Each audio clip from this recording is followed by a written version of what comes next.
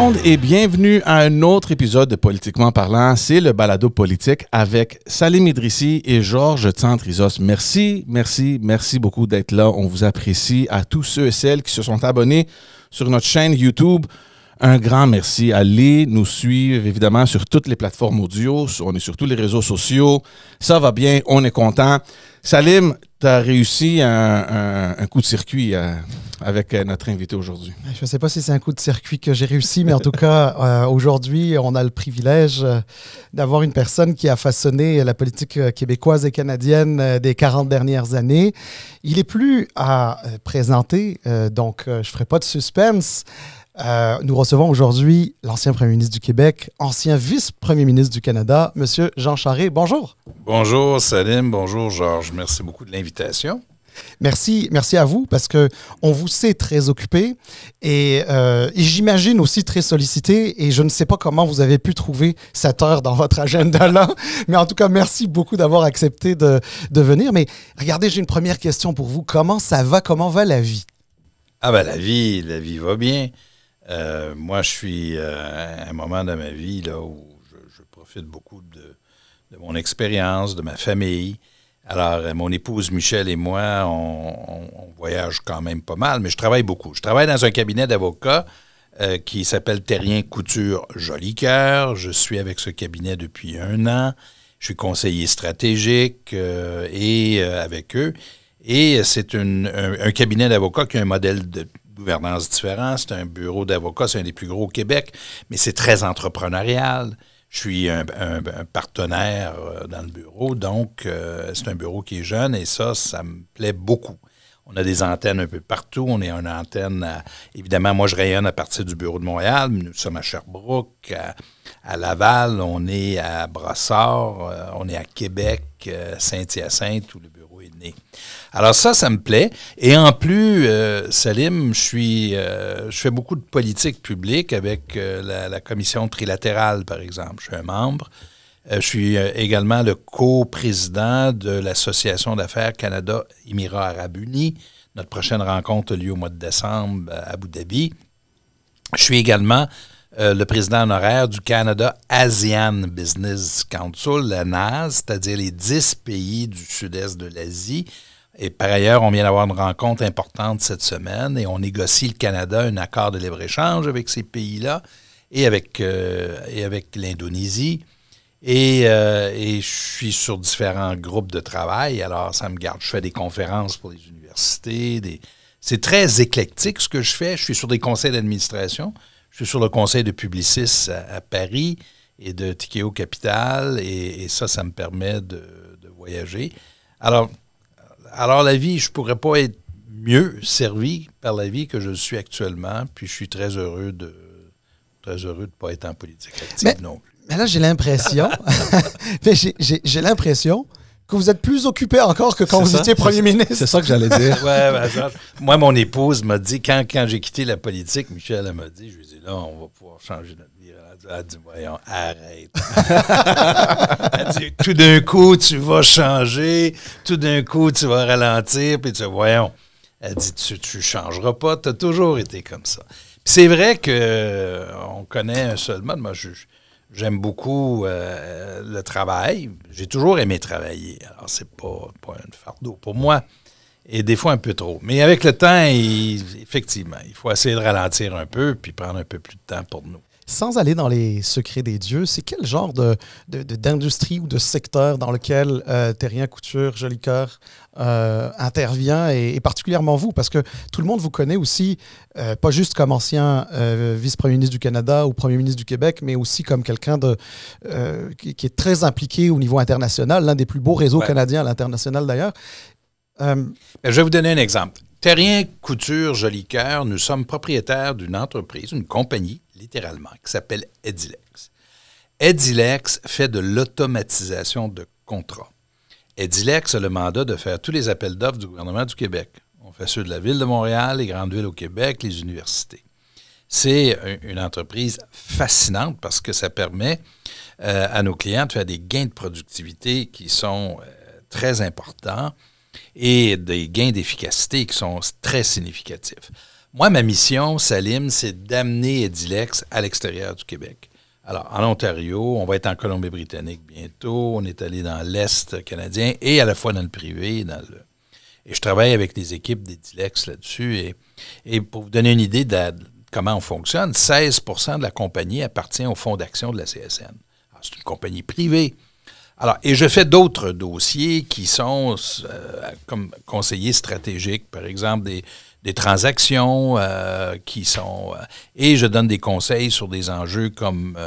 je suis consultant également pour des groupes qui ont des enjeux précis, en particulier sur le libre-échange.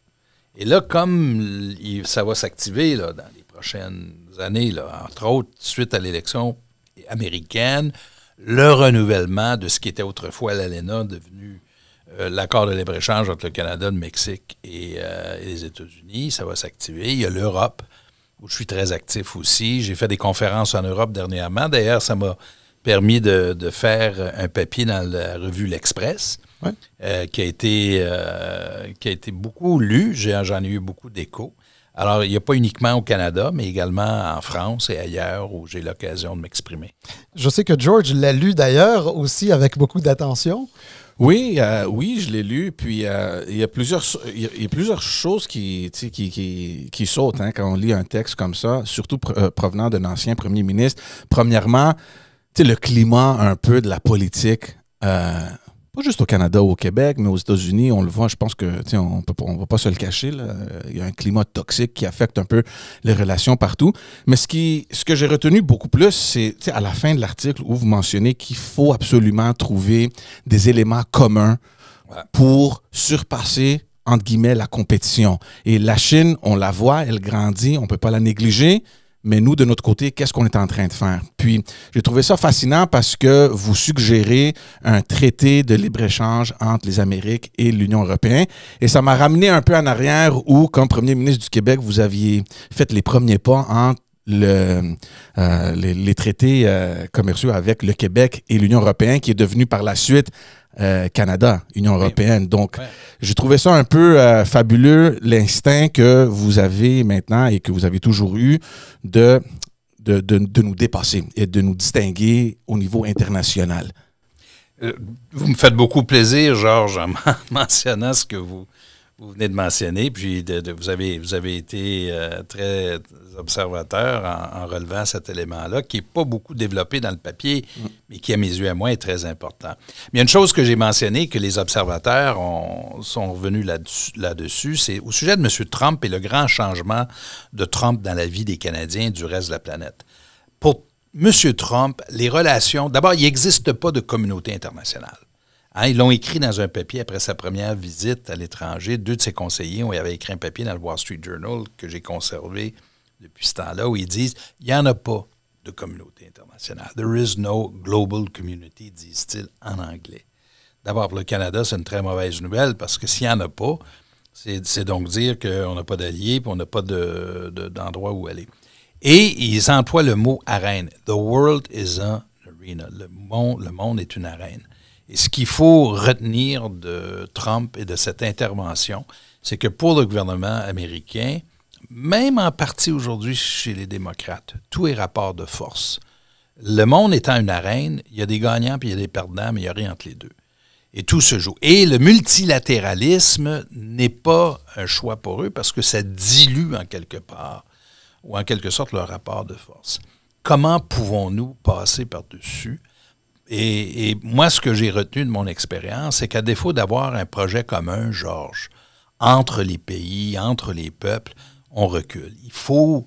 Le leadership actuel doit se fixer comme objectif d'établir puis de penser des visions et un projet commun qui nous fait avancer. Et si on aborde la présence de la Chine, qui est quand même une puissance émergente, et ce qui me fascine, moi, dans le cas de la Chine, c'est que devant nos yeux, dans l'espace de notre génération, de votre vie, celle de Salim et la mienne, on a vu émerger une puissance mondiale, une superpuissance. Dans l'histoire de l'humanité, c'est quand même exceptionnel. Comment composer avec cette nouvelle réalité-là?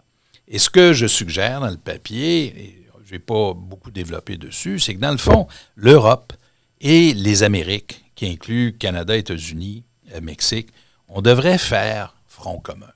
Non pas parce qu'on est hostile à la Chine, pas parce qu'on est contre, mais parce qu'on veut faire un contrepoids. On veut tirer notre épingle du jeu, puis on veut avoir un mot à dire sur la façon dont on va conduire le commerce et les relations internationales. Et ça va loin pour moi. Ça inclut la sécurité, ça inclut les enjeux actuels là, qui sont devenus d'actualité, incluant la cybersécurité et autre chose. Alors c'est une idée que j'avance.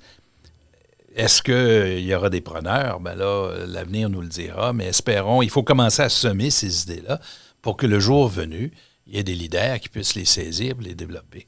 Est-ce que c'est quelque chose qui est réalisable à une époque où on voit de plus en plus des pays se tourner plus vers eux-mêmes? Il y a le Buy America, tout le logo de Trump, là, Make America Great, puis on regarde nous-mêmes. Puis c'est pas juste aux États-Unis, on le voit un peu partout, ça, ce retour un peu à nous. Il faut qu'on pense à nous. Est-ce que c'est possible de finalement sortir un peu et dire, OK, c'est plus nous, il faut qu'on se mette ensemble pour le mieux collectif, disons? C'est la question, Georges. C'est la question. Puis aujourd'hui, si on posait la question aujourd'hui, on dirait non, c'est pas possible. Surtout qu'aux États-Unis, actuellement, tant chez les démocrates que chez les républicains, l'idée de faire un accord de libre-échange, il n'y en est pas question. C'est devenu un sujet tabou, impopulaire. Vous vous rappelez, le gouvernement Obama a fait ce qui était le TPP à l'époque, c'est-à-dire c'était son pivot vers l'Asie. Il appelait ça « the pivot towards Asia ».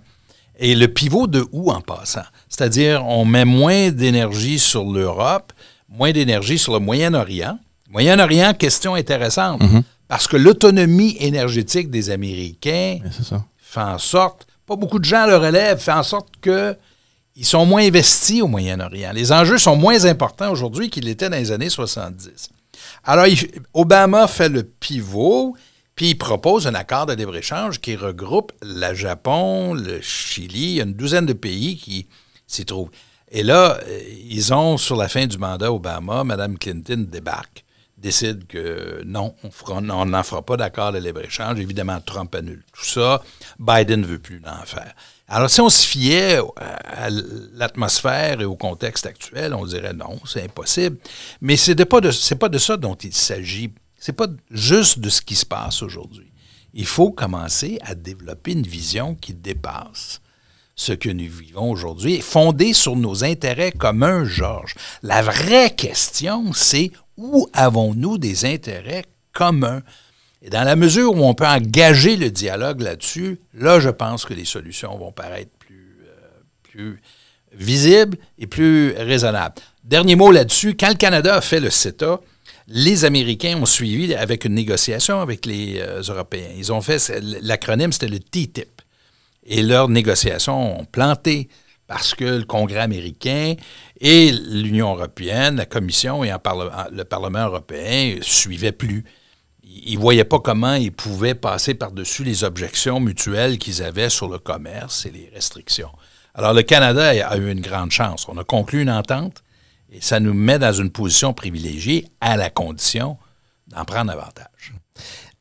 Ça me fait penser une affaire, c'est que récemment, on entendait peut-être que du côté européen, on commençait à avoir quelques doutes sur le CETA, qui est en place en ce moment, mais qui avait, je pense, si ma mémoire est bonne, il y avait un certain nombre d'années, 2, 3, 4 ans, là, je ne me souviens plus, pour qu'il y ait une ratification par les États membres de l'Union européenne. Et les règles de l'Union européenne étant ce qu'elles sont, les membres ont tous un droit de veto finalement. C'est une mécanique un peu compliquée du côté de l'Union européenne. Alors, la façon dont ça fonctionne, c'est la Commission qui a les compétences pour négocier. Elle reçoit un mandat des pays membres, ce qu'elle avait reçu. Elle négocie, conclut l'entente, et depuis le traité de Lisbonne, qui était relativement nouveau, le Parlement européen doit approuver ou désapprouver l'entente. Moi, j'étais au Parlement européen au moment où ça a été voté. On nous avait invité, la délégation canadienne, à être témoin. Le Parlement européen a voté pour. Et après ça, la mécanique qui s'enclenche, là, le dispositif Salim fait en sorte que l'entente s'applique à tous les pays, mais que subséquemment, chaque pays doit voter l'entente. Et comme il y a un pourcentage assez faible de l'entente qui relève des pays, c'est à peu près 5 ou 10 %, l'entente est en application. Alors, même si les pays, comme en France, le sentiment a changé. En France, l'Assemblée nationale a voté, puis il est arrivé un drôle de vote qu'on voit rarement dans les parlements. Ça a été adopté par pluralité. C'est-à-dire qu'il n'y a pas de majorité, mais il y a eu des abstentions. Et l'entente est devenue impopulaire parce que le libre-échange est devenu impopulaire dans la classe agricole en France. C'est devenu impopulaire auprès des producteurs de bœuf en particulier, alors qu'il n'y a pas d'enjeu. C'est allé au Sénat, puis là, le Sénat vote contre. Est-ce que ça change l'état des lieux? Non. L'entente s'applique et continue de s'appliquer. Et là, le dispositif que je ne connaissais pas, on me l'apprend récemment, c'est que si on voulait défaire l'adoption de l'entente par la Commission, il faudrait qu'il y ait une majorité des pays de l'Union européenne qui votent contre. Alors, on est dans un état un peu suspendu, mais la bonne nouvelle, c'est que l'entente s'applique. Oui. Alors, c'est fascinant et on pourrait parler, bien sûr, d'international beaucoup, puis j'espère qu'on pourra reparler un peu plus d'États-Unis un peu plus tard dans la discussion. Mais on ne peut pas recevoir quelqu'un qui a marqué la politique canadienne et québécoise et pas parler un petit peu de politique.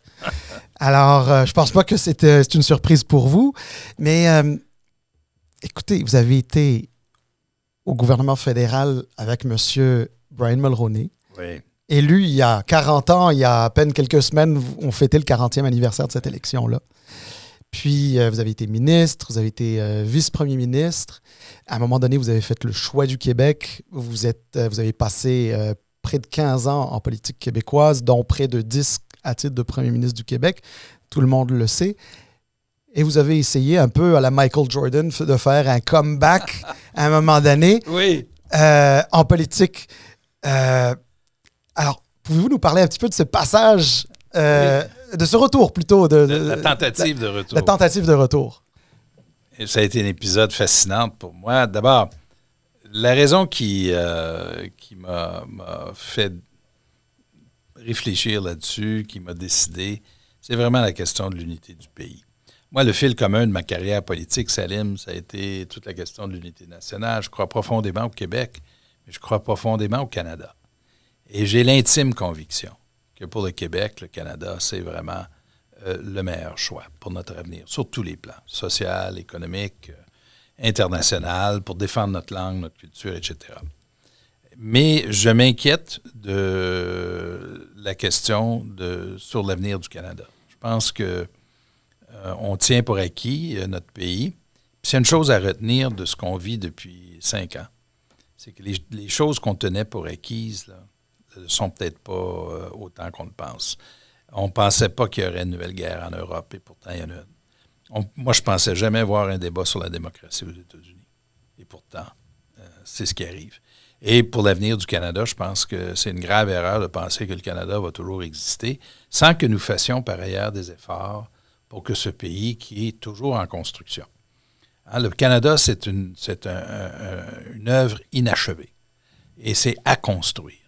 Et on a des outils, on a des instruments extraordinaires avec lesquels travailler, mais je ne vois pas et je ne sens pas une volonté au Canada de construire un projet commun. Et moi, ça m'inquiète. Je vois, par exemple, du côté du fédéralisme, je vois un système fédéral canadien qui est très bon en passant. Moi, le problème, ce n'est pas notre système fédéral. Le problème, c'est qu'on semble avoir perdu le mode d'emploi. Et je vois plein d'enjeux là, sur lesquels le système fédéral devrait fonctionner efficacement pour aider à régler les problèmes. Puis non, ni au niveau fédéral, ni au niveau provincial, les gens semblent capables de mettre à contribution ces outils-là pour résoudre les vrais problèmes, comme l'immigration et d'autres problèmes auxquels on est confronté. Alors, c'est pour ça que j'ai fait la course au leadership. Ça a été une expérience éclairante. D'abord, ce que j'ai vécu, l'expérience que j'ai vécue m'a appris que sur le plan de l'organisation, moi, je faisais la dernière campagne, alors que M. Poilievre, qui est celui qui a gagné, était dans un tout autre registre en termes de recrutement de membres et autre chose. Il était dans un autre monde que celui dans lequel je me trouvais. Alors, j'étais content de l'expérience, j'ai aucun regret. D'ailleurs, les sondages populaires pendant la campagne indiquaient que c'était moi qui étais en avant. En avant un Angus Reid, en avant de Trudeau, en avant de Poilievre. Mais les règles de la course ont fait en sorte que M. Poilievre a gagné le leadership, puis tant mieux pour lui. Alors justement, et je vais céder la parole à George dans un instant, mais pourquoi se lancer dans une course à la chefferie d'un parti qui semblait peut-être être différent de celui que vous aviez connu dans le passé, suite à la fusion de 2003, qui paraissait aussi un peu, d'une certaine manière, cadenassé, peu ouvert à un progressisme conservateur auquel vous avez appartenu dans le passé? Ça a été l'objet de la campagne. Pour moi, c'était le sujet de la campagne. Il y a celui de l'unité du pays et le rôle du Québec là-dedans. Et ce que j'anticipais, Salim, c'est que si je devenais chef du parti, qu'on allait avoir une forte présence au Québec. Pour le dire en termes très simples, là, le Bloc québécois, on aurait, je pense, je le dis sans prétention, je pense qu'on aurait, nous, les conservateurs, gagné plusieurs des comtés qui sont aujourd'hui occupés par le Bloc québécois, parce que les Québécois, comme les autres Canadiens, ont ceci en commun. Nous sommes sur le plan fiscal des conservateurs, hein, au sens noble du terme, là, pas partisan. Et sur le plan social, on est plus libéral. Moi, je pense qu'il y a une pluralité de gens qui sont là et qui se sentent orphelins aujourd'hui, et au Québec, puis à l'extérieur du Québec. Et donc, il y avait cet élément-là dans la course qui, pour moi, pesait puis qui était très important. Et maintenant, quand on a fait la course, ce que j'ai constaté en même temps, c'est que oui, il y a un trait de populisme dans le Parti conservateur qui existe. Le Reform Party est encore très présent. Et même si moi, je proposais des choses qui étaient fondées sur une philosophie très conservatrice en passant. Les lois du marché, le respect du fédéralisme, le respect de la loi et l'ordre, tout ça, pour moi, c'est des valeurs conservatrices là, que j'évoquais pendant la course au leadership. Il n'y avait pas de résonance parce que les gens avaient un sentiment autre, ils étaient ailleurs. J'ai vécu une expérience fascinante, je suis allé en Alberta, puis je leur ai proposé de faire un accord de l'Alberta. Moi, j'aurais fait un accord spécifique à l'Alberta. Il y avait pas, j'ai constaté assez rapidement que j'étais pas très audible parce qu'ils avaient la tête, les Albertains, en tout cas qui étaient dans le parti, ils avaient la tête ailleurs. Ça ne veut pas dire que ces idées-là sont mauvaises, sont surtout pas périmées, mais puis il faut, je pense, les mettre en réserve, mais il faut, je pense, surveiller de près comment le débat va évoluer pour qu'on puisse aborder au moment opportun ces vrais sujets-là. Vous avez mentionné hypothétiquement une victoire au Québec sur les comtés qui sont occupés à l'instant par le Bloc québécois. En regardant un peu les résultats, on voit que Pierre Poilievre a réussi quand même bien au Québec là, pour mobiliser les membres et pour avoir les comtés au Québec ou l'appui au Québec. Est-ce que, d'après vous, c'est une question plus d'organisation, comme vous aviez dit, il était dans un autre niveau en termes de son organisation, ou c'est plutôt une question idéologique, le parti qui était autrement, le Parti conservateur progressiste, qui avait une présence quand même forte au Québec, ben il n'existe plus dans cette version-là, puis il y a eu une mutation de... Pour répondre directement à votre question, Georges, c'est une question d'organisation. Parce que sur le terrain au Québec, si vous sondez les Québécois, vous allez trouver une pluralité. C'est peut-être même une majorité de Québécois qui sont au même endroit que plusieurs d'entre nous. C'est-à-dire, on est sur le plan fiscal des conservateurs. Moi, j'ai toujours été ça. J'étais chef du PLQ. Les médias québécois me le reprochaient comme si j'étais de l'extrême droite, mais j'ai toujours été un conservateur sur le plan fiscal. Et sur le plan social, plus libéral. Et c'est une majorité, c'est une pluralité au moins de Québécois qui sont comme ça. Alors, la course au leadership, pour répondre à votre question, c'est une question d'organisation. Mais c'est ça, les courses au leadership aussi, en bonne partie. Je le sais, j'en ai fait plusieurs. Et donc, il faut en tenir compte. Mais pour le reste, ça ne veut pas dire que le débat d'idées est perdu. C'est jamais perdu. L'erreur que nous faisons en politique, c'est de penser on émet une idée, mais parce qu'elle n'est pas reprise le lendemain ou sur le lendemain, comme si tout était prêt à consommer, c'est perdu. C'est pas vrai, ça. Il y a des idées pour qui il n'y a pas de date de péremption. Mais il y a des idées pour qui le timing devient le bon timing éventuellement. Et qui perdront jamais de leur valeur parce qu'elles sont riches en potentiel et elles sont réelles. Et donc, il faut juste garder la flamme allumée sur ces idées-là. Et avant de parler un petit peu de politique fédérale, vous avez évoqué le populisme. Ouais. Le populisme, c'est un courant qu'on voit de plus en plus dans les sociétés démocratiques libérales occidentales. Beaucoup en Autriche, en Italie. En Italie, c'est quasiment un foyer par lequel est parti le populisme, même que le populisme américain tire ses racines d'un populisme italien d'ailleurs. Est-ce que le populisme canadien, appelons-le comme ça, là, est-ce qu'il tire racine aussi dans ce courant populiste qu'on voit souffler un peu partout sur les démocraties occidentales? Le populisme, puis vous faites très bien de souligner le fait que c'est pas unique aux États-Unis, Canada, c'est partout. Brexit, l'Italie, l'Autriche, vous mentionnez, là, avec les élections très récentes qu'ils ont eues. Et c'est où la Norvège récemment, on joue un des pays du Nord. La Hongrie. La Hongrie. Oui, la Hongrie, beaucoup. Alors donc, c'est dans l'air du temps. Et donc, il faut certainement en tenir compte. Ici au Canada, le populisme s'alimente de plusieurs sources. Historiquement, vous savez, il y a un populisme nord-américain qui relève au tournant du 20e siècle, qui évoquait Theodore Roosevelt du côté américain, mais également Manning en Alberta, puis le Farmers Party dans l'Ouest, qui était anticapitaliste et qui était en réaction aux excès du capitalisme à l'époque et en réaction au monopole, etc. Puis il y a un populisme de gauche aussi. Oui, absolument. Attention, c'est pas vrai que c'est juste à droite. Puis il y a des populistes de centre-droit, de centre-gauche. Il y a une forme de populisme, on attirait mon attention là-dessus, qui est plus régressive. Lorsqu'elle est dans sa forme uniquement réactionnaire, quand elle met le doigt sur un problème, mais propose rien ou propose des solutions qui n'ont pas de sens, c'est pas un populisme qui est porteur. Par opposition à une autre forme de populisme qui peut amener vers des solutions et des... Alors, on verra de ce qui sera sur le menu des conservateurs, comment ils vont le faire. Mais tout le monde attend, à juste titre, que le Parti conservateur avance ses idées pour la campagne et qu'on sache sur quoi on va voter. Ce qui est parfaitement légitime, ça s'appelle la démocratie.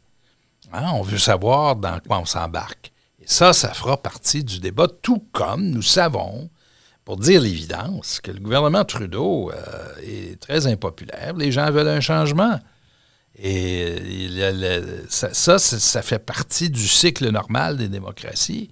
Alors voilà deux tableaux sur lesquels la campagne va se jouer, mais on ne peut pas faire l'économie de la deuxième partie sur le contenu. Moi, à mon avis, c'est des choses auxquelles je tiens parce que c'est important pour nos enfants qu'on sache dans quoi on s'embarque. Alors, justement, on parle du Parti conservateur mené en ce moment par M. Poilievre. M. Poilievre, depuis un peu plus d'un an maintenant, il doit être quand même content. À chaque mois, à peu près, il y a des sondages qui sont quand même assez bons. Puis quand ça fait plus d'un an que tu es en haut des sondages avec 10, 15, 20 points d'avance, on a beau pas vouloir commenter les sondages, mais disons qu'on se sent bien. On se dit que c'est une tendance qui est en train de s'installer. Et sauf surprise, le public canadien s'attend éventuellement à un changement. Évidemment, l'électorat canadien fera son choix le moment venu, mais quand on observe ça de l'extérieur, on se dit qu'il y a une probabilité qu'il puisse y avoir un changement de gouvernement au niveau fédéral. Justement, comment est-ce que vous voyez, vous, ce passage entre une ère Trudeau, je vais l'appeler comme ça, parce que quand ça dure 9 ans, 10 ans, c'est une ère Trudeau, et un passage vers une politique, des idées, un style qui est complètement différent. D'abord, sur les sondages, je vais revenir un peu là-dessus, Salim, parce que j'en ai eu ma part de sondages dans ma vie. Je sais que j'en ai eu. Je m'amusais toujours à dire aux médias que moi, dans ma vie, je n'étais pas très bon dans les sondages. J'étais meilleur dans les élections. Sur les sondages, là, il faut juste se rappeler. Les sondages, ça raconte une histoire, mais ça raconte jamais toute l'histoire. En anglais, it tells a story, but doesn't tell the whole story. Il faut juste se rappeler de ça. Et puis se rappeler qu'il y a si on va d'un sondage à l'autre, on mesure des marges d'erreur, puis à 3 ou à 4 % puis il y a plein d'autres facteurs qui jouent. Mais oui, puis moi je les lis, les sondages. Là. Je les lisais quand j'étais en politique, je les regardais, puis notre parti en faisait. Mais il faut l'utiliser comme un instrument qui décode à plus long terme la tendance. Et quand c'est utilisé correctement, ben là, on les lit. Et là, évidemment, les sondages sont très favorables à M. Poilievre. Il n'y a pas de doute là-dessus. Puis le gouvernement est très impopulaire. M. Trudeau est impopulaire. Alors, les probabilités d'une élection d'un gouvernement conservateur sont élevées. Il peut arriver toutes sortes d'accidents d'ici ce temps-là, on ne le sait pas. Mais il y a des questions qui sont assez brûlantes. Est-ce que ce sera avec ou sans le Québec? Parce que ça a des conséquences. Et c'est pas juste, la démocratie, c'est pas juste gagner là, et perdre. C'est pas j'ai plus de votes, t'en as moins, j'ai raison, t'as tort. C'est plus que ça, la démocratie.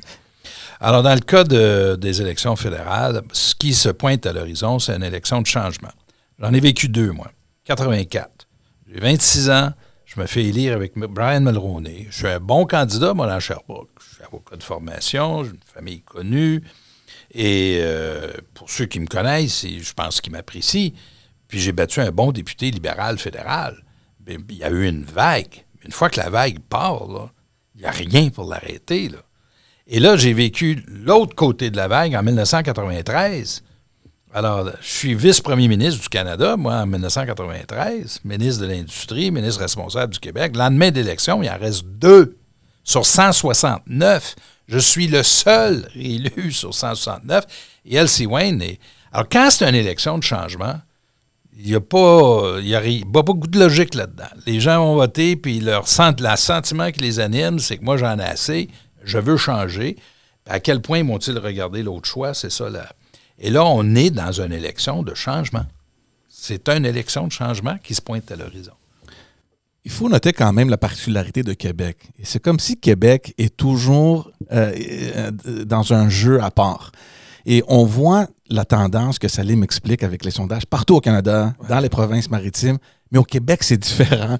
Évidemment, il y a la présence du Bloc, mais on parlait de ça justement au dernier épisode, que comme deuxième choix, les conservateurs sont même plus là non plus. Et c'est ça qui m'a surpris quand on voit le NPD. Donc, évidemment, on voit qu'il y a la fatigue pour les libéraux, mais est-ce qu'on ferme tellement la porte aux conservateurs ou est-ce que c'est juste un sondage qui, comme vous dites, ne dit pas toute l'histoire? Est-ce qu'on va être surpris la journée des élections? Il pourrait y avoir des changements, mais au Québec, c'est fascinant et tant mieux en passant. Tant mieux. Les Québécois, d'abord, il y a plus d'homogénéité d'opinion dans les médias québécois qu'il y en a ailleurs au Canada. Hein? Tous les grands réseaux, ils ont à peu près ils jettent à peu près le même regard sur M. Poilievre, ses politiques, sa façon de faire de la politique, qui passe moins bien ici qu'ailleurs. Donc, c'est un autre regard. Il y a la présence du Bloc québécois au Québec, qui est un choix.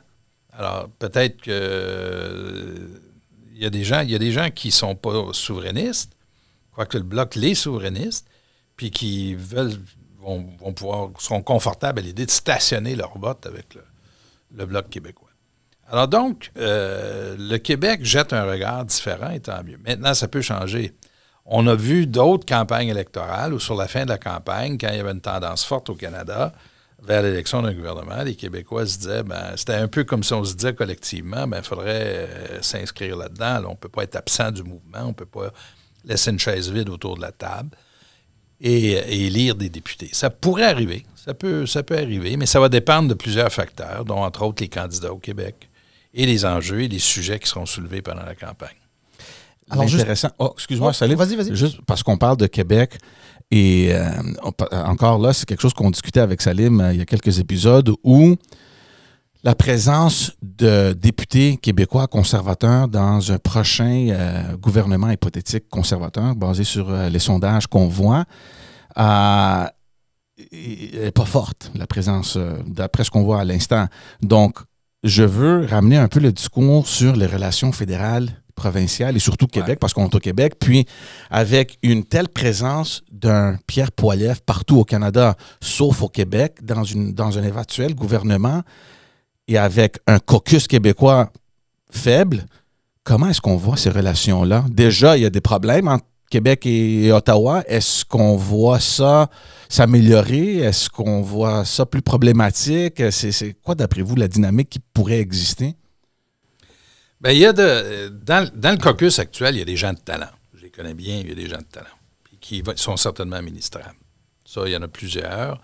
Quoiqu'ils ne sont pas nombreux comme caucus, là, au Québec. Ils sont quoi, 10, 11? 9 en ce moment. Sans Alain Reyes, ça fait 9. 9, bon. Mais il y a des gens, je les connais.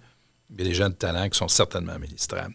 Maintenant, la question que vous posez déborde plusieurs cadres, incluant celui de la Chambre des communes. Je vais vous donner un exemple. Quand M. Harper se fait élire en 2005-2006, j'étais de ceux, avec d'autres, qui se battaient pour qu'il nomme dans son cabinet une personne qui était de haut niveau, responsable des dossiers du Québec, puis il a choisi de ne pas le faire. Je pense que c'était une erreur à l'époque. Il aurait dû avoir un conseiller de très haut niveau qui faisait la gestion des dossiers et qu'on pouvait nommer, qui était connu, qui était... Alors, il y a des garde-fous qui peuvent être mis en place. Pour le reste, le danger est le suivant. C'est que si les Québécois ont le sentiment que le gouvernement se fait élire puis qu'il se dit « moi, je peux gouverner sans le Québec », pas exactement une bonne approche à la gouvernance du pays. Tu sais, Mme Thatcher, en Grande-Bretagne, avait fini par envoyer le message qu'elle était capable de gouverner sans l'Écosse, parce que l'Écosse élisait toujours des députés Labour. Les Écossais ont fini par comprendre le message. Alors, on ne veut pas se retrouver dans cette dynamique-là. Et là, je reviens à la question de l'unité canadienne. Le Canada, c'est un pays qui est en construction. On ne peut jamais tenir pour acquis que le Canada va être là pour l'éternité. C'est pas vrai, ça. Et pour être fort, il faut des projets communs. Puis c'est pas impossible à faire, au contraire, parce que nous partageons beaucoup de valeurs communes avec les autres Canadiens. Puis il y a de la diversité au Canada, mais tant mieux, c'est ça la richesse des pays. Hein? Mais on a 2 langues officielles, 2 peuples fondateurs, 3 peuples fondateurs si on inclut nos Premières Nations, ce qu'on ne faisait pas autrefois. Mais encore faut-il qu'on se dévoue au projet commun. Moi, c'est ça ma préoccupation. Alors justement, dans ce contexte-là, et puis George a bien mentionné un peu la relation Québec-Ottawa, fédéral-provincial à ce niveau-là. Oui, la représentativité du Québec dans un hypothétique gouvernement conservateur, sachant que ça a quand même beaucoup chauffé entre le gouvernement fédéral et le gouvernement du Québec sur divers sujets, notamment l'immigration. Ouais. Pas seulement, mais notamment l'immigration. Ça a beaucoup chauffé. On se souvient qu'en 2021, M. Legault avait même invité les Québécois à voter pour les conservateurs, peut-être le Bloc, mais les conservateurs. Récemment, demander au Bloc de soutenir une motion des conservateurs pour faire tomber le gouvernement de M. Trudeau, ce qui veut pas mal dire, j'aimerais ça peut-être voir les conservateurs au pouvoir. Est-ce qu'un changement de gouvernement au fédéral améliorerait les relations avec le Québec, selon vous, ou est-ce qu'on est toujours dans une dynamique de fédéralisme où il est évident qu'il va y avoir du tirage de couvertes sur soi un petit peu là-dessus? D'abord, une première remarque parce que vous avez parlé de M. Legault, dossier d'immigration. La responsabilité du premier ministre du Québec, c'est de faire fonctionner le système fédéral à l'avantage et dans les intérêts du Québec. Alors, ça, c'est ça la responsabilité. Et pour le faire, il doit se tenir loin de l'arène politique partisane. C'est pas à nous, c'est pas au premier ministre du Québec de sauter sur cette glace-là il y en a déjà amplement à faire au Québec dans ces domaines de compétences. Alors, moi, pour être très clair, là, la job du premier ministre, c'est de faire jouer et de défendre les intérêts du Québec et d'utiliser le régime fédéral comme levier. Et c'est ce que j'ai essayé de faire, et honnêtement, je pense qu'on a réussi à le faire à l'époque où j'étais au gouvernement. Que ce soit l'entente sur la santé, fédéralisme asymétrique, les ententes qu'on a conclues dans plusieurs domaines, on a réussi à tirer notre épingle du jeu. Maintenant, pour l'avenir, avec un nouveau gouvernement conservateur, mon souhait le plus ardent, c'est qu'on retrouve le manuel d'opération du système fédéral. Puis là, je vais mettre ça en termes simples, l'immigration. Et puis moi, ça, en passant, là, j'ouvre une autre parenthèse avant d'aller à ma réponse. Je suis très inquiet du ton du débat dans le cas de l'immigration parce que là, c'est un prisme, c'est unidimensionnel. Si vous lisez les titres, vous écoutez les discours, l'immigration, c'est négatif. Alors que dans la réalité, nous avons besoin d'immigration et que c'est une richesse pour nous. Le discours est très incomplet. Il y a un enjeu, il y a un sujet. On a une bulle là, parce qu'ils ont perdu la main au niveau fédéral et au niveau québécois, là, entre autres sur les immigrants temporaires. Là, on a une bulle qui cause un problème, mais faisons attention pour ne pas jeter le bébé avec l'eau du bain. On a besoin de talent, de monde, et on a une occasion unique au Canada d'aller chercher les meilleurs talents sur la planète pour construire notre société. Puis c'est pas dans le discours, on ne l'entend pas, ça. Revenons à l'immigration, fédéralisme, gouvernement, parti politique.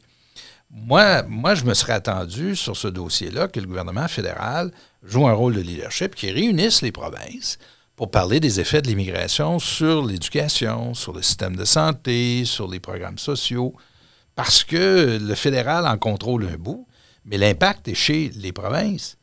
Et pourquoi ça ne s'est pas fait? Pourquoi? Et là, le discours québécois, c'est simplement, ça a l'air purement partisan, anti, alors que le gouvernement du Québec aurait pu intervenir pour réouvrir l'entente avec le gouvernement fédéral. Nous avons une entente qui est unique, qui remonte à l'époque de mon gouvernement. Mme Gagnon-Tremblay avec Barbara McDougall, c'est l'entente la plus récente, c'est celle-là. Mais non, ça n'a pas été fait. Alors, est-ce que le nouveau gouvernement, si c'était un gouvernement conservateur de M. Poilievre, est-ce qu'il le ferait? Je ne le sais pas. Mais c'est justement sur ces sujets-là qu'on devrait l'entendre pendant la prochaine campagne électorale. Il y a aussi l'élément, puisqu'on parle d'immigration, puis tout ce que vous dites est vrai, et moi, personnellement, je partage ce que vous dites. Il y a aussi la question de la sécurité. Et c'est des plans qu'on voit sur la télévision qui viennent toucher les gens qui ne connaissent pas trop la politique, mais ça touche. Il y a quelque chose qui fait en sorte que quand tu vois des gens brûler des drapeaux canadiens puis qui disent « mort au Canada »,« mort aux États-Unis », puis là, tu as le discours politique qui vient s'ajouter sur ces images-là au fait que on laisse n'importe qui rentrer, puis on n'est pas conscient de la sécurité de nos Canadiens, etc., ça a aussi un poids. Et ça devient une question, d'après moi, quand même évidente où très possiblement, durant la prochaine campagne électorale, ça peut jouer un rôle central. Et là, la question, c'est qu'est-ce qu'on fait? Et M. Legault, dans son argument à lui, c'est que, les demandeurs d'asile, est-ce qu'on peut trouver une solution? Est-ce qu'on a la capacité? Est-ce qu'il y a un background check approprié qui est fait? Donc, on rentre un peu dans un cycle qui, d'après moi, évidemment, et comme vous l'avez dit aussi, c'est très négatif, mais c'est quand même réel. Puis l'enjeu de la sécurité, typiquement au Canada, de mon expérience, Georges, et dans ma vie politique, tant au niveau fédéral que provincial, le Québec et le Canada ont un système d'immigration qui se démarque sur la planète. Il y a nous puis les Australiens qui font ça. Les Américains ne le font pas, ni les Européens. C'est un système de points. Nous avons une immigration qu'on appelle l'immigration choisie, ce qui est une expression presque taboue en France. Hein? Quand vous dites choisie, ils interprètent ça dans leur tête à eux. Ce qu'ils entendent, c'est presque raciste, choisi. Alors que nous, c'est un système de points. Et puis je reviens là-dessus pour vous dire que dans la démarche, il y a une vérification de sécurité qui, à mes yeux, dans mon expérience à moi, est assez rigoureuse. Maintenant, est-ce qu'il y a des gens qui passent à travers le filet? Oui, il y en a. J'ai pas de doute là-dessus. Puis surtout quand il y a des situations d'urgence où on reçoit des réfugiés. Mais généralement, on est capable de le faire puis bien le faire. Maintenant, là, on a des nouveaux sujets. Là. Des sujets qui n'existaient pas, moi, quand j'étais là. Tu sais, l'histoire de l'Inde, c'était pas... c'est pas que ça n'existait pas. Moi, j'étais au gouvernement quand il y a eu l'attentat à la bombe sur Air India, l'acte terroriste le plus important dans l'histoire du Canada, avec le plus de morts. Et puis, il y avait eu une commission d'enquête par la suite, et toute la question du Khalistan, toute la question des Sikhs, c'était présent, mais pas de la façon dont ça l'est aujourd'hui. Écoutez, c'est extrêmement grave. Les allégations qui ont été faites contre l'Inde et les Indiens sont très remontés là-dessus dans leur propre pays. Alors, il y a ça. On a eu des sujets avec l'Arabie saoudite. On a eu des sujets avec... alors là, sur notre question, l'enjeu de la sécurité, ça va aller en augmentant. Et les interventions des pays tiers dans nos élections, la Chine, la Russie, alors la commission Hogg, présidée par Mme la juge Hogg, a la responsabilité de nous faire un peu de lumière là-dessus. Et espérons qu'elle puisse faire son travail, qu'elle va avoir les coups des franges pour nous donner un état des lieux qui est le plus lucide possible, puis qu'on puisse ensuite poser des choses. D'autres pays l'ont fait. Hein? L'Australie ont mis en place des lois assez sévères sur l'ingérence politique sur leur territoire. Alors, je connais mal, je ne veux pas vous donner l'impression que je connais parfaitement leur système, parce que je ne le connais pas parfaitement, loin de là, mais je crois comprendre qu'ils ont proposé des choses qui permettaient de mieux contrôler les tentations d'ingérence de pays tiers sur la démocratie. Et c'est fascinant, ça là-dessus. Je vais essayer de passer à un sujet un petit peu connexe. On va arriver sur la scène québécoise. Oui. Il y a beaucoup à dire, beaucoup à discuter. Puis quand on aime la politique, je pense qu'on est tous intéressés par ces sujets-là. Mais débutons peut-être un petit peu par... on a un gouvernement du Québec qui est en ce moment en place, mais les sondages, on reparle de sondages, aussi qui montrent une tendance depuis une année avec un Parti québécois où il y a à peine 4 députés présents à l'Assemblée nationale, mais qui trônent en tête des sondages. Et le gouvernement actuel, caquiste, bat un peu de l'aile dans les sondages, même qu'il y a une certaine satisfaction qui s'est installée, qui a amené d'ailleurs M. Legault lui-même à dire « j'ai perdu ma boussole ». Ça tombe, en plus, c'est un peu drôle parce qu'à un moment donné, on parlait de boussole, même au PLQ qui était dans l'opposition. Alors là, c'est rendu que, que le gouvernement et l'opposition officielle se cherchaient une boussole. Bref, alors tout ça pour dire... là, dernier budget provincial, 11 milliards de déficit. Tantôt, vous disiez que lorsque vous étiez au gouvernement du Québec, premier ministre du Québec, vous avez gouverné en conservateur fiscal. Ouais. Ça a été le cas de M. Couillard aussi, qui a été un de vos successeurs à la tête du Parti libéral du Québec. Et justement, il y avait la coalition Avenir Québec qui était plus dans une optique, nous, on est des comptables, on compte encore mieux que les libéraux. Comment on explique 11 milliards de déficit? À mon avis, ça ne s'explique pas. Je vais vous dire, d'abord, pour revenir en arrière, moi, quand je vous disais, je suis un conservateur sur le plan fiscal, nous, quand on était au gouvernement, pendant 9 ans, on avait pris l'approche suivante. Au lieu de faire des grands coups de frein ou des coups d'accélérateur sur les dépenses, on avait pris l'approche suivante. Nous allons avoir une croissance des dépenses qui sont en deçà de la croissance réelle de l'économie. C'est quoi la croissance réelle? C'est l'inflation plus la vraie croissance. Et si vous faites ça, à chaque année, vous allez faire des gains sur le plan fiscal, vous allez avoir plus d'oxygène. Mais ça exige, Salim, beaucoup de discipline, une très grande discipline. On sous-estime la valeur de la discipline dans la vie publique puis dans les affaires de l'État pour arriver à des résultats qui sont durables. Et pourquoi c'est important cet enjeu-là? Pas parce qu'on aime ça, équilibrer les budgets, mais parce que ceux qui ont une expérience, je pense, dans la gestion des États, des gouvernements, savent que la vraie liberté ne vient qu'à la condition d'avoir, sur le plan financier, la liberté de faire des choix et de réagir. Si vous perdez cette liberté-là, vous perdez votre capacité de gouverner. Là, vous êtes à la merci des événements, vous n'êtes plus à la merci d'une volonté de faire progresser. Moi, c'était ma conviction intime. Donc, M. Couillard a suivi, on lui a beaucoup reproché l'austérité, mais moi, j'ai trouvé que c'était phénoménal, un surplus de 7 milliards de dollars qu'a hérité M. Legault. Vous ne reverrez plus ça de votre vie, là. Et là, on est rendu à un déficit de 11 milliards qui s'est fait très rapidement, là. Ça devait être 3, puis tout d'un coup, on saute à 11 dans l'espace de quelques mois. Alors là, ils vont être obligés de gouverner, faire des choix. Et ça va être moins intéressant. Alors, c'est sûr que c'est toujours plus facile de dépenser que de contenir les budgets. Et au Québec, ça veut dire qu'on aura un débat à faire sur la façon dont on se gère dans les prochaines années. Puis la course au leadership du PLQ, espérons-le, va permettre aux candidats de s'exprimer justement sur cette vision-là de la gestion de l'État.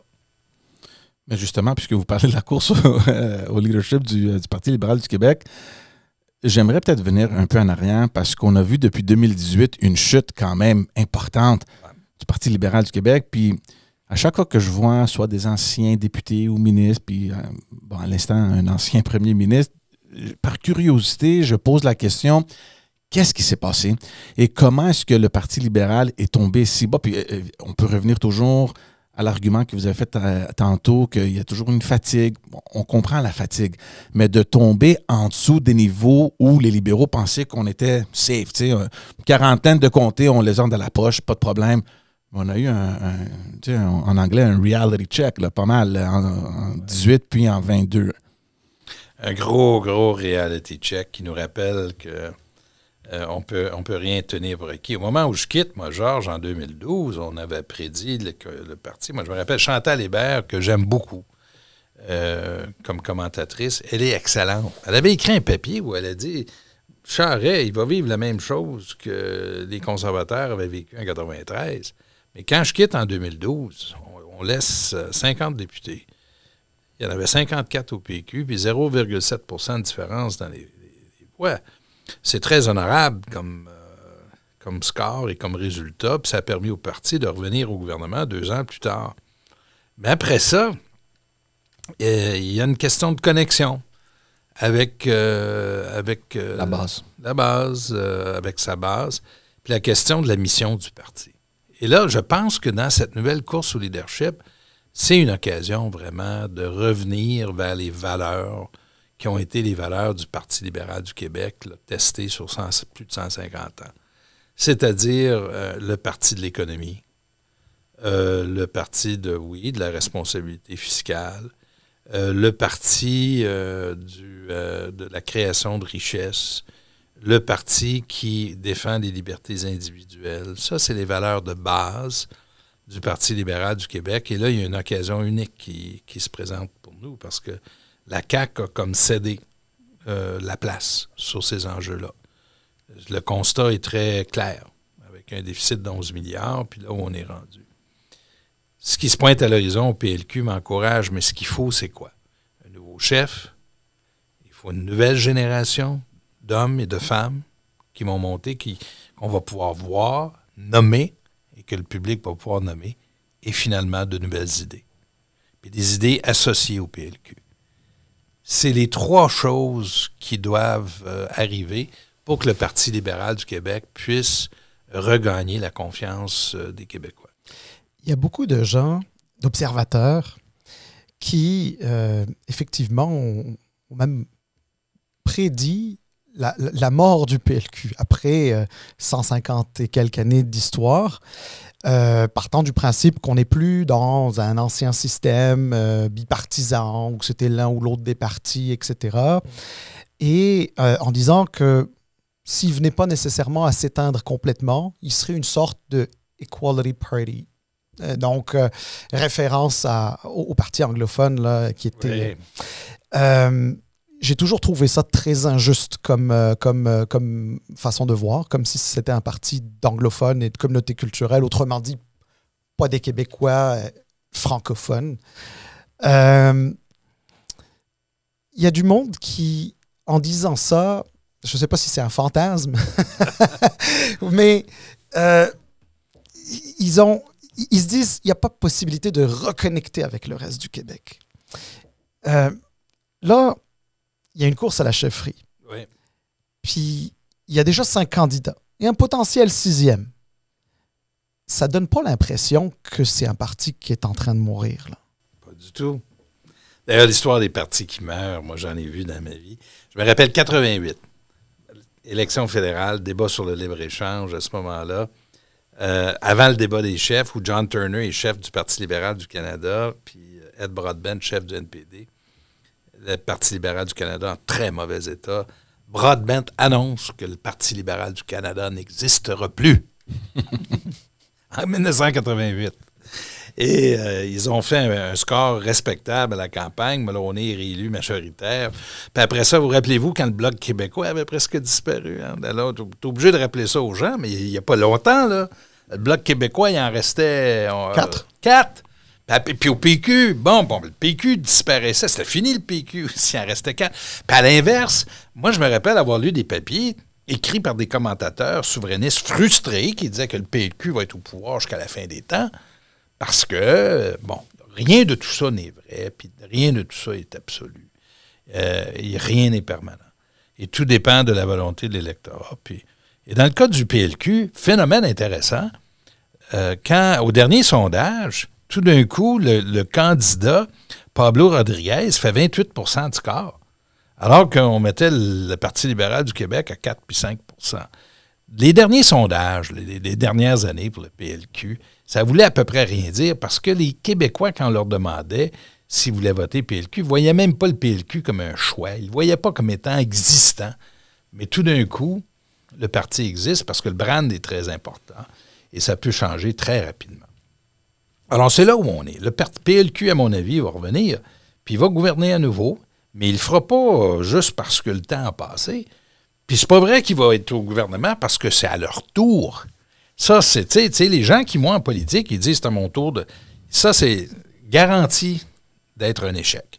Ils le feront à la condition de faire leur devoir. Nouveau chef, nouvelle génération, nouvelles idées, et là, les Québécois pourront décider. Je veux un peu revenir en arrière et adresser ce que Salim a dit, mais ce que vous avez dit aussi, où c'est l'opportunité unique où la CAQ, bon, on le voit, il y a une légère descente, puis il laisse le terrain libre au prochain parti de vraiment profiter pour sa montée. Il semble par contre que cette opportunité-là, c'est le PQ qui la prend en ce moment. On regarde ça dans les sondages et on regarde du côté du Parti libéral. Oui, il y a une course à la chefferie, il y a certaines choses qui vont changer, il y a de la visibilité qui va venir, etc. Mais comment qu'on fait précisément pour aller reconnecter avec les régions que le parti a complètement perdu? Le vote francophone qui est pratiquement perdu. Donc, tu sais, on nous pointe du doigt puis on dit le Parti libéral du Québec, c'est un parti régional, c'est Montréal, c'est les anglophones, les communautés culturelles. Il y a une grande tâche, à mon avis, pour le Parti libéral d'aller retrouver cette base-là qui existait auparavant dans les régions et partout là, au Québec. Et Georges, ça va être le test pour le prochain chef. Je pense que le prochain chef, là, on ne sait pas s'ils vont gagner un gouvernement. Tu sais, aujourd'hui, ça paraît peut-être loin, peut-être difficile, peut-être impossible aux yeux de certains. Mais dans l'hypothèse où ils ne gagnent pas le gouvernement, s'ils font un meilleur score à l'extérieur de l'île de Montréal, dans les comtés francophones, ça va déjà être un progrès très important. L'économie va peser pour beaucoup. Les régions, je peux vous dire que le gouvernement de la CAQ a pas mal, avec les municipalités, usé un peu de sa crédibilité. La relation n'a pas été facile.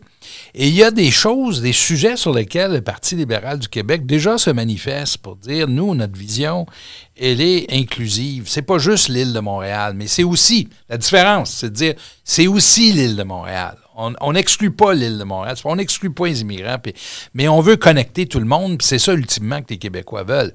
Moi, je connais des gens au PLQ qui défendent l'idée d'une constitution du Québec, par exemple. Et ça, c'est une idée qui est dans le décor politique depuis très longtemps et qui est une idée, à mon avis, une très bonne idée. On m'avait proposé de le faire dans mon temps. Et moi, Georges, j'avais dit, le timing n'est pas bon. Le gars qui a fait le référendum de 95, s'il aborde ce sujet-là, les gens ne suivront pas. Il y a une limite. Mais là, il y a des gens dans le PLQ qui ont eu, je pense, l'audace de proposer cette idée-là. Puis c'est ce genre de travail-là qui fait en sorte qu'on se rebranche graduellement sur un électorat plus large. Alors, ça, M. Charest, c'est quelque chose qui est très intéressant. Je vous avoue que je suis très sensible à la question de la Constitution du Québec. Puis, contrairement aux idées reçues, une Constitution du Québec, c'est c'est permis, c'est possible dans un cadre canadien. Parce que vous connaissez très bien la Colombie-Britannique. Elle s'en est dotée d'une il y a 30 ans, 94, je crois, si ma mémoire... si je me trompe pas. Donc, il n'y a pas de contradiction. Puis le PLQ, à mon sens, dans son positionnement historique, pourrait proposer ça comme étant une forme de nationalisme non sécessionniste, un nationalisme fédéraliste, un nationalisme qui permet au Québec d'être une locomotive au Canada. Ça, c'est comme ça que je le vois. Je défends cette idée depuis longtemps, d'ailleurs. Ma question, elle est en lien avec le leadership. Parce que là, effectivement, c'est quelque chose qui a été mis de l'avant, qui, à mon sens, est une bonne idée, mais c'est une idée qui va qui va forcer un peu les candidats à devoir se positionner sur la question. Puis c'est pas évident, parce que un leadership, ça veut dire par définition aller chercher tout un tas de personnes. Et il y a des personnes qui vont être peut-être un peu plus sensibles à ça. Comment est-ce que vous voyez... Alors, comment les candidats, pensez-vous, vont devoir aborder cette question-là? C'est une question importante, je crois. C'est une question de leadership, Salim. Vous avez tellement raison. Puis ça me rappelle toute ma carrière politique. C'est pas vrai qu'une bonne idée est une idée auquel tout le monde adhère en même temps. Tu sais, où les gens achètent ou sont gagnés à l'idée. C'est pas... Depuis quand la vie est comme ça? La démocratie, c'est convaincre, c'est persuader, c'est faire avancer. Et faire avancer les grandes idées qui sont porteurs et qui sont fondateurs pour une société. Et là, j'arrête, c'est même un peu le contraire du populisme, qui est dans le prêt-à-porter, qui est transactionnel. Tu sais, c'est aujourd'hui, give and take, alors que la politique, vue comme vous le décrivez, Salim, comme tu le décris, basé sur des principes, ça, c'est porteur, c'est plus long terme. Mais c'est une bataille qu'il faut faire, qu'il faut gagner. Il y a une chose que vous avez dit, Salim, qui, je pense, reflète parfaitement. C'est un nationalisme. Parce que le nationalisme, c'est légitime. C'est un sentiment qui, dans certaines sociétés, est très mal. Le mot résonne très mal. En Europe, par exemple, c'est associé à des guerres. Mais chez nous et ailleurs, c'est associé à un développement très positif de notre société, mais qui doit être inclusif. Alors, un nationalisme qui est également fédéraliste. J'adore, mais c'est exactement ça. Et c'est qui nous sommes. Mais le Parti libéral du Québec a toujours eu ce nationalisme-là. Toujours. Mais il ne faut pas être sur les talons. Il ne faut pas être sur la défensive. Il faut être aussi capable de porter de nouvelles idées, qui sont peut-être des plus vieilles idées, mais qui sont aujourd'hui remis en service pour servir la société québécoise. Tout à fait. George, si tu me le permets, on va peut-être aller faire un tout petit bout sur la politique américaine, ce qui se passe. Puis surtout, M. Charest, ce qu'on veut, on veut vous entendre sur l'impact de l'élection qui va avoir lieu d'ici quelques semaines. Là. L'impact que ça peut avoir sur le Canada. Moi, je me souviens, il y a longtemps, j'entendais souvent dire, quand les États-Unis prenaient froid, c'était le Canada qui éternuait. Là, j'ai l'impression que c'est encore plus vrai que c'était dans le temps.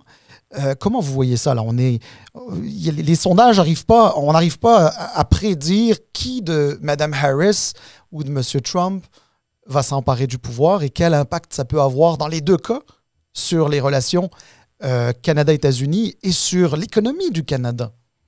Et c'est vraiment un portrait nuancé aux États-Unis en ce moment.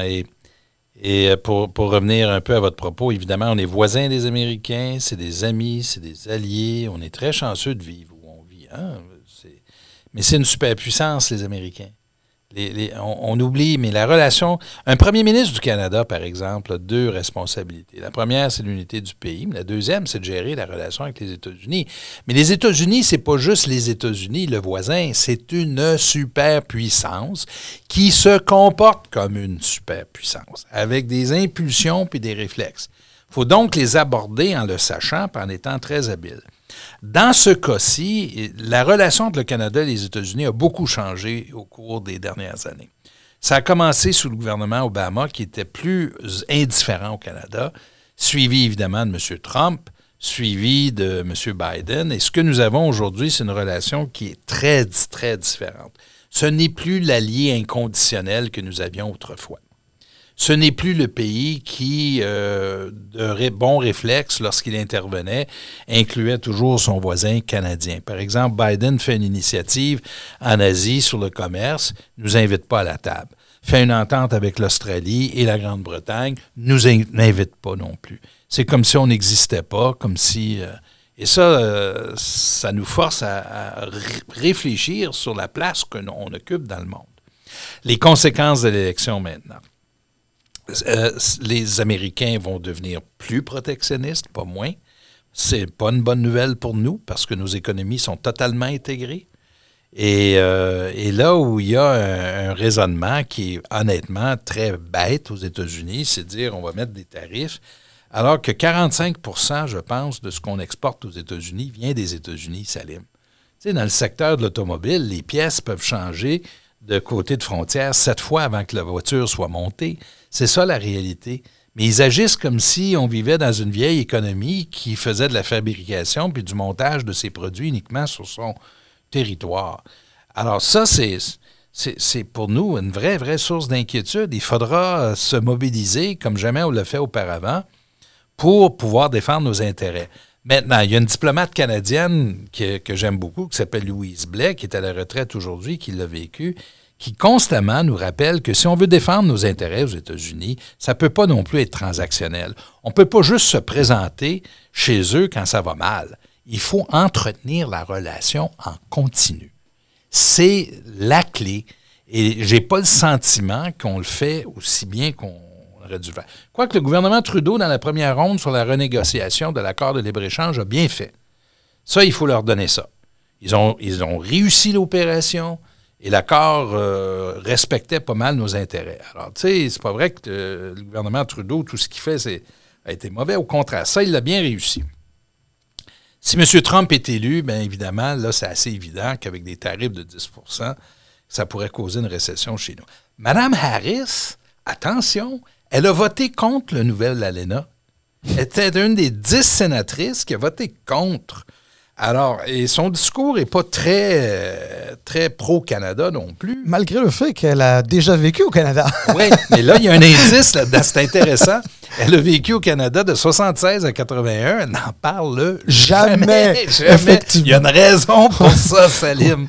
Il y a une raison, c'est parce que ça n'en parle pas, c'est parce que de toute évidence, ça ne serait pas bien reçu. Oui, ou alors on allait essayer de lui trouver un certificat de naissance canadien, là, par exemple. Oui, c'est ça. Alors, Trump va tomber dessus.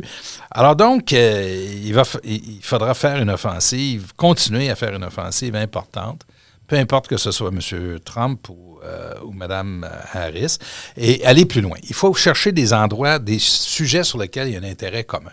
Si vous êtes Trump, l'homme d'affaires, puis tout est un deal, on a quoi offrir, nous autres, aux États-Unis? Des métaux stratégiques, de l'énergie. On est le plus gros fournisseur d'énergie à l'économie américaine. Pétrole, gaz, hydroélectricité, le nucléaire. Ça, c'est important. On est un des plus importants producteurs, nous, d'uranium au monde. Ils sont encore obligés de s'approvisionner pour certaines matières nucléaires en Russie, imaginez-vous, et au Kazakhstan. Alors, dans le fond, là, il faut pousser plus loin le raisonnement et dire, pas juste protéger nos intérêts, mais dire aux Américains, vous, là, vous avez besoin de telle chose. Nous, on est capable de vous aider. Et là, on est dans une relation qui est davantage sur nos intérêts que uniquement des intérêts défensifs. Moi, j'aimerais poser la question plus, le côté toxique qu'on parlait. Là, la politique a beaucoup changé. Il y a évidemment les discours un peu populistes. On voit un peu, en anglais, c'est le spillover là, au Canada. Et on sait qu'au Canada, les choses arrivent un peu plus tard. 1, 2, 3, 4, 5 ans, un peu plus tard. On voit ce qui se passe aux États-Unis. Moi, l'événement au Capitole du 6 janvier, après la dernière élection, m'a complètement bouleversé. Là. Puis je pensais, si au Canada, les choses arrivent un peu plus tard, et on semble voir quelques affaires qu'on peut comparer un peu aux États-Unis, est-ce qu'il y a beaucoup plus à s'inquiéter de la politique américaine pour le futur du Canada. Et c'est très hypothétique ce que je dis, là. Peut-être c'est très idéologique, mais c'est quand même une inquiétude qui est partagée, je pense, par plusieurs Canadiens. La réponse la plus directe, la plus courte, la plus franche, c'est oui. Oui, il faut s'inquiéter. Il y a toujours un débordement. Forcément, les Américains, c'est la première puissance au monde. Ils ont un mégaphone, là, comme on dit, là, sur le plan de la culture, sur le plan des médias, sur le plan de combien d'Américains, de Canadiens écoutent Fox News, puis CNN, puis il y a un débordement. Puis il faut le savoir, il faut en être conscient, il faut en tenir compte. Alors, ils ont eu leur événement du Capitole, puis nous, on a eu notre événement des camionneurs sur la colline parlementaire. Et, tu sais, il y avait du mimétisme là-dedans, là. Pas se raconter des illusions. La tentation d'imiter ce qui se passe là est très forte. Et donc, puis regardez l'événement du Capitole aujourd'hui, le nombre de personnes qui disent non, ça n'a pas eu lieu. Non. C'était une rencontre paisible. C'était de quoi vous parlez, là? Il n'y a pas eu de problème. Puis, tu sais, nous, on est assis dans nos fauteuils, on regarde ça, on se dit, mais, voyons. On regarde évoluer la campagne américaine. Honnêtement, il y a de jour en jour, ça se peut-tu? Alors, écoutez, on a beaucoup abusé de votre temps, mais il y a une dernière question que je peux pas passer à côté. Des indiscrétions sont arrivées à mes oreilles, selon lesquelles peut-être que vous seriez en train de travailler sur le projet d'un livre. Oui. Alors, c'est quoi? Est-ce que c'est un recueil de vos meilleurs jokes? Tout le monde savait que vous étiez un grand humoriste. Les anecdotes, comme vous écrivez. Oui, ou vos anecdotes, exactement. Est-ce que, je ne sais pas si vous pouvez en parler à ce stade-là, mais faites un petit teasing. Là, faites-nous un petit teasing. Bon, alors, je vais publier d'ici 1 an un livre. Ce sera un essai.